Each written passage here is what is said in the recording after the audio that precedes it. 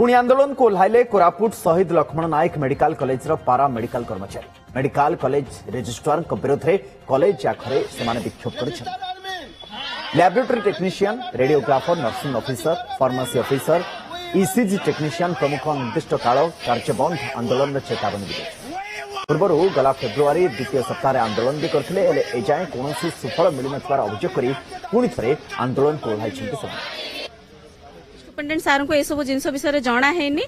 सार को भी पचारा है सर आप जानते कि नहीं सार कहते ना मुझे सब विषय किसी जानी ना एडमिनिस्ट्रेशन ही दायी हेबे एडमिनिस्ट्रेशन कर्तृपक्ष ही दायी हेबे ना जेहेतु आमे ऑलरेडी आमे मासे हेलाणी में कंटिन्यूअसली जदि हेल्थ सर्विसेज टा बेसी इंपोर्टेंट